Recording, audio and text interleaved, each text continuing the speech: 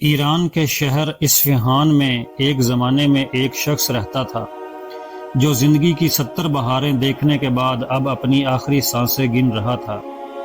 اس آدمی نے اپنی زندگی غربت میں گزاری اور مرنے کے وقت اس کے پاس صرف 300 دینار تھے۔ اس کا ایک ہی بیٹا تھا جس کا نام ابراہیم تھا۔ جب وہ موت کے قریب تھا تو اس نے اپنے بیٹے کو بلایا اور اپنی آخری خواہش کا اظہار کرنے لگا۔ وہ کہنے لگا، بیٹا، میرے پاس تمہارے لیے کوئی زیادہ مال و دولت تو نہیں، لیکن 300 دینار تمہارے لیے چھوڑ رہا ہوں۔ میری آخری خواہش ہے کہ تم اس رقم کو خرچ کرنے کے بجائے نصیحت فروش کے پاس جاؤ اور اس رقم سے نصیحت کی دولت خریدو اور جو کہے وہی کرو۔ چند ہی دن گزرے تھے کہ وہ آدمی دنیا سے چلا گیا۔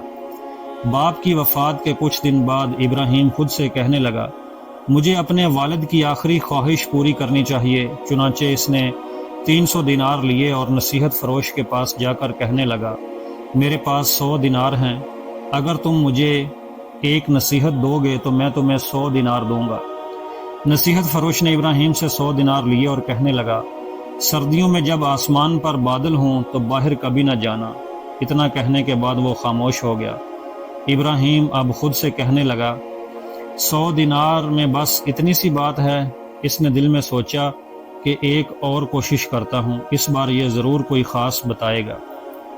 میرے پاس 100 دینار اور بھی ہیں، میں وہ بھی تمہیں دوں گا، مجھے کوئی اچھی سی نصیحت کرو۔ پھر اس نے رقم نکالی اور نصیحت فروش کہنے لگا، جب بھی تم کسی کبوتر، کتے اور بلی کو فروخت ہوتا دیکھو تو انہیں خرید لو، چاہے قیمت جو بھی ہو، اور ان کا اچھے سے خیال رکھنا۔ اس نے مزید کچھ نہ کہا اور پھر خاموش ہو گیا۔ ابراہیم نے آخری 100 دینار بھی نکالے اور نصیحت فروش کو دے دیے۔ اس بار نصیحت فروش کہنے لگا، کبھی کسی کو اپنے راز مت بتانا اور کبھی کسی باہر کی عورت کو اپنے گھر مت آنے دینا۔ یہ کہہ کر وہ خاموش ہو گیا۔ ابراہیم نے اپنی ساری دولت اس نصیحت فروش کو دے کر گھر کی طرف روانہ ہو گیا۔ کچھ وقت گزرا اور جب سردیوں کا موسم آیا تو ابراہیم نے اپنے دوستوں کے ساتھ ایک جگہ سفر کا ارادہ کیا۔ ان کے راستے میں ایک مشکل اور خطرناک پہاڑ تھا۔ ان دوستوں نے سفر کی تیاری کی، لیکن جب نکلنے لگے اور آسمان کی طرف دیکھا تو ایک بادل کا ٹکڑا نظر آیا۔ ابراہیم کو اپنی خریدی ہوئی نصیحت یاد آئی اور وہ خود سے کہنے لگا، میں نے 300 دینار میں نصیحت خرید رکھی ہے، لگتا ہے کہ اب ان پر عمل کرنے کا وقت آ گیا ہے۔ وہ اپنے دوستوں سے کہنے لگا، آج سفر نہیں کرتے، ہم کل صبح روانہ ہوں گے۔ لیکن دوستوں نے کہا، ابھی تو موسم ٹھیک ہے، اگر تم آنا چاہتے ہو تو آؤ، ورنہ ہم جا رہے ہیں۔ ابراہیم نے جواب دیا، میں ابھی نہیں جا رہا، تم لوگ اپنی مرضی کے مطابق جاتے ہو تو جاؤ۔ اس کے دوستوں نے کہا، ڈرپوک کہیں کہ تم گھر واپس چلے جاؤ۔ یہ کہنے کے بعد وہ تینوں دوست سفر پر نکلے اور پہاڑ کی وادی کے کنارے جا پہنچے۔ وہاں انہوں نے دیکھا کہ اچانک ایک بادل اٹھا اور موسم خراب ہونے لگا۔ بجلی کڑکی اور ایک برفانی طوفان آیا۔ بدقسمت مسافر راستہ بھٹک گئے اور طوفان کی زد میں آ کر وہیں مارے گئے۔ جب صبح ہوئی تو آسمان صاف ہو گیا اور ہوا گرم اور خشک ہو گئی۔ ابراہیم نے سفر شروع کیا اور پہاڑ کی طرف روانہ ہوا۔ وہاں پہنچ کر اس نے دیکھا کہ اس کے تینوں دوست برفانی طوفان میں مارے جا چکے ہیں۔ وہ ان کے قریب گیا اور ان کا جائزہ لینے لگا، اور اس نے دیکھا کہ ہر ایک کے پاس 100 دینار کا تھیلا موجود تھا۔ اس نے وہ رقم لی اور اپنی منزل کی طرف روانہ ہو گیا۔ اب ابراہیم نے دیکھ لیا کہ پہلی نصیحت سچ ثابت ہو چکی تھی۔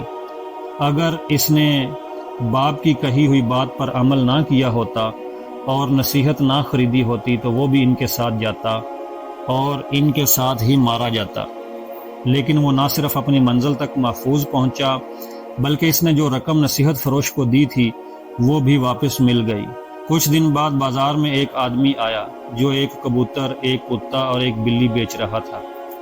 ابراہیم نے جب یہ منظر دیکھا تو اسے اپنی خریدی ہوئی نصیحت یاد آئی اور وہ اس سے پوچھنے لگا، دوست کیا قیمت ہے؟ مالک نے کہا، 300 دینار، نہ زیادہ نہ کم۔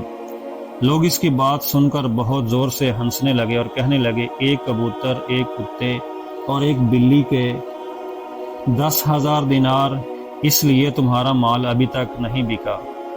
لیکن ابراہیم جلدی سے آگے بڑھا اور 300 دینار دے کر وہ تینوں جانور خرید لیے اور اپنے ساتھ لے آیا۔ جانوروں کو خریدنے کے بعد وہ سوچنے لگا کہ اب کیا کروں، میرے پاس نہ کوئی دوست ہے اور نہ ہی کوئی چیز، اور میرے جانوروں کی حالت بھی بہت خراب ہے۔ وہ سارا دن انہی خیالات میں ڈوبا رہا، اور رات کو جب سویا تو اس نے خواب دیکھا کہ ایک بہت بڑا خزانہ کسی انجان غار میں پڑا ہے اور وہ پہاڑوں میں بھٹک رہا ہے اس خزانے کی تلاش میں۔ صبح جب اس کی آنکھ کھلی تو وہ اسی خواب کے بارے میں سوچتا رہا۔ شک اور یقین کے درمیان جھولتے ہوئے وہ اس جگہ کی تلاش میں نکل پڑا جو اسے خواب میں دکھائی دی تھی۔ اب یہ اس کا معمول بن چکا تھا کہ روزانہ خزانے کی تلاش میں صبح گھر سے نکل جاتا اور اپنا تیر کمان بھی ساتھ رکھتا تاکہ شکار کر سکے اور اپنا اور اپنے جانوروں کا پیٹ بھر سکے۔ خزانے کی تلاش میں ایک مدت گزر گئی، لیکن اسے ناکامی کا سامنا رہا۔ ایک دن جب وہ گھر میں بیٹھا تھا تو اسے اپنے باپ کی یاد ستانے لگی، اور پھر اسے نصیحت فروش کا بھی خیال آیا۔ اس نے سوچا کہ ایک مرتبہ پھر اس کے پاس جاتا ہوں، ہو سکتا ہے وہ کچھ میری مدد کر سکے۔ جب وہ نصیحت فروش کے پاس پہنچا تو اپنا خواب اس سے بیان کرنے لگا اور اسے نصیحت کی درخواست کرنے لگا، لیکن اس نے صرف اتنا ہی کہا کہ میری بتائی ہوئی نصیحت پر عمل کرو اور زندگی میں جیسے بھی حالات ہوں ہمت نہ ہارنا۔ یہ کہنے کے بعد نصیحت فروش خاموش ہو گیا اور ابراہیم وہاں سے گھر لوٹ آیا۔ ایک دن حسب معمول ابراہیم جب گھر سے خزانے کی تلاش میں نکل گیا تو اس کا کبوتر پنجرے سے نکل کر آزاد ہو گیا اور وہاں سے اڑان بھر دی۔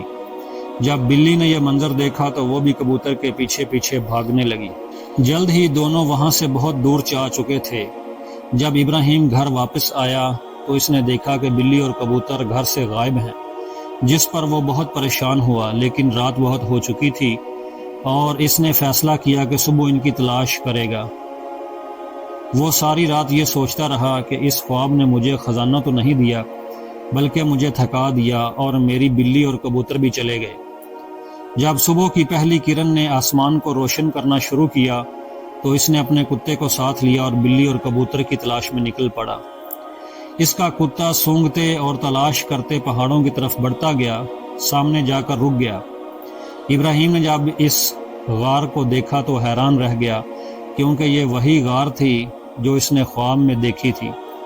جب وہ اندر گیا تو نہ صرف وہاں بلی اور کبوتروں کی موجودگی تھی بلکہ ایک عورت کی لاش بھی پڑی تھی جو اب ڈھانچہ بن چکی تھی۔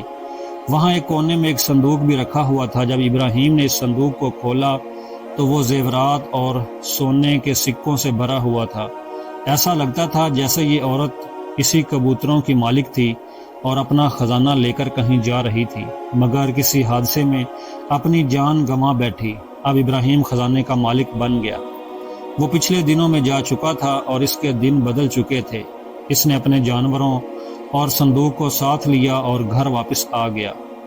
باپ اور 2 دوستوں کی وفات کے بعد ابراہیم کے پاس اس دنیا میں ان جانوروں کے علاوہ کوئی بھی نہ تھا، مگر اب اس کے پاس اتنی دولت تھی کہ وہ شادی کر سکتا تھا، لہٰذا اس نے خزانے کا تھوڑا سا حصہ بیچا، گھر کا ضروری سامان خریدا اور ایک عورت سے شادی کر لی جسے وہ بہت پہلے سے جانتا تھا اور پسند کرتا تھا۔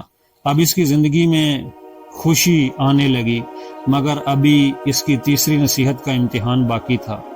کچھ وقت گزرا تو ابراہیم کی بیوی ایک دن اس سے پوچھنے لگی، تم نے آج تک مجھے نہیں بتایا کہ تمہارے دن کیسے بدلے؟